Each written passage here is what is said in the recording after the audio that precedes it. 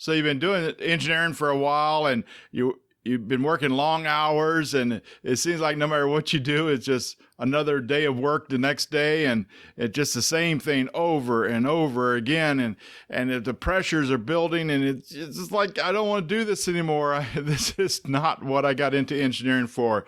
I want to quit. But hey, is it really the right choice to make, to quit engineering? Is there some reason why we're not enjoying being engineers? In this video, we're going to talk about just that. Yeah. Yeah. Yeah.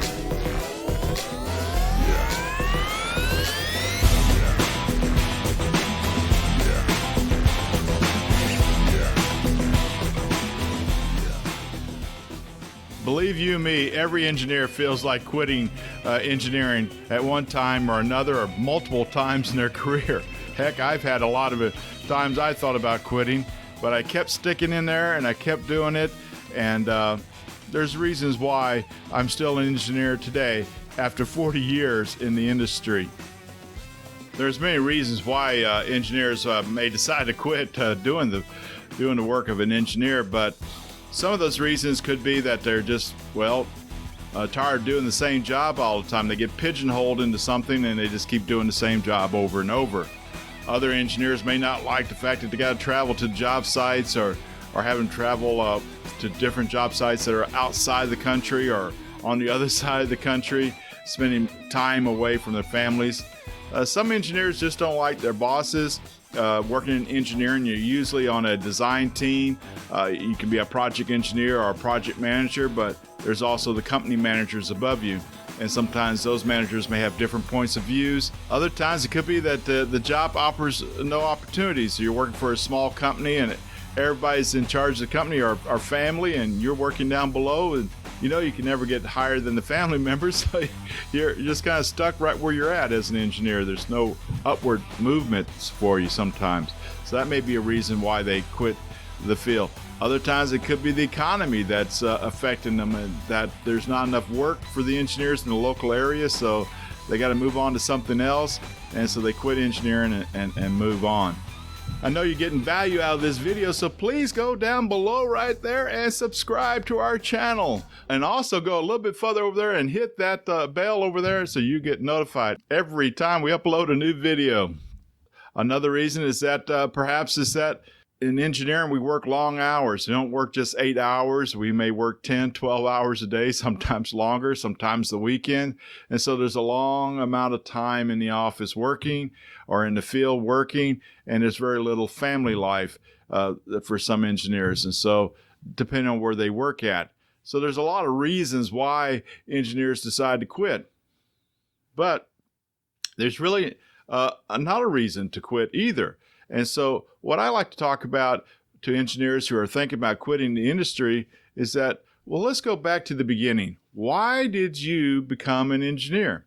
Why did you study all those years in college, get all that work experience after you left college so you can take your PE exam and then become a professional engineer? Why did you do all that? What was the point? It wasn't the job itself. It wasn't the people that affected you. There was something inside of you that wanted you to become an engineer. No matter what type of engineer, either a computer engineer, electronics engineer, mechanical engineer, chemical engineer, structural engineer, civil engineer, whatever it is, something motivated you to become an engineer. For me, in my early years, I remember when I first joined the military. I was in the Army National Guard, and my dad took me to the base to where we were going to take off and start my career in the military. And along that trip, my dad had a friend that rode with us up to the base. All along the way on that road, he would point out along the road all the jobs that he had worked on. I did a porch over there. I did a barn over there. All these different things. And I was just sitting there in the car listening to him as he was pointing out all the pride he had in building these projects and how his involvement was on it. And it kind of struck a chord with me that it was like, wow, that's something special. I would like to also, in my career, to have a profession where I could drive down the road and point out all the projects that I worked on. And that was the first real move towards engineering that I had when that particular car ride. Next is when my school noticed that I was a really high aptitude for science and math, like most of you. And so it really geared me towards engineering and those type of tests. So I started to move towards it. My first experience in college was in biomedical engineering. Boy, big mistake. That was not at all anything I was interested in. My first book was a human physiology book for engineering. I didn't see any relationship between that book and engineering. And it took me a while to even figure out what they were talking about in the classroom. It was years later that I switched over to civil engineering. And that's when I found my niche. That's where I found the area that I excelled at the best in engineering. I understood construction better than I ever thought I did because my whole life had been around construction. And so it became very easy for me to understand when they were talking about it with concrete and asphalt and steel and wood and all the different parts of civil engineering. It was just naturally for me because I had experienced building those projects in the field prior to ever studying it in college. And so once I became an engineer, that's all I did was just worked in the land development and in construction. And so it's just built upon layers and layers of experience.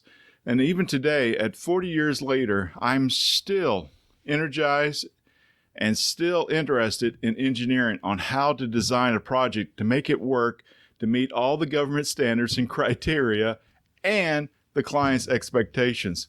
So it was always the why to me. It was always what forced me to move forward. Why do I want to do this? Why would I want it to? Because today, 40 years later in Las Vegas, Nevada, I can drive anywhere in this town, in this valley, and I can show anybody, including my family, my kids, my children, projects that I have worked on, projects that I designed, projects that I had a part of. And that was something that I'm able to say today that 40 years ago I heard this man talk about for his career. So that was always my why. What is your why? Why do you do engineering? Why is it that you got into this field? Why did you ever want to go through all the hardship of all that college, of all that work experience, to go through all that testing? Why did you do this? And when you look at the why, it's quite often much greater than any of those things that you're saying now about how your boss is driving you nuts or how far you have to travel in order to go to the work site or how much time you spend at work. It's the love of doing this job, this profession, engineering. Think about that. I would never say quit engineering. I would say maybe you need to switch over to a different path in engineering, but engineering is probably to me one of the greatest careers that you can do in our profession. Civil engineering is my number one. What type of engineering is your type? Number one. Talk to you later in the next video about more about project engineering and about project management. So until the next video, keep on growing your experiences and keep on developing your skills. See you in the next video.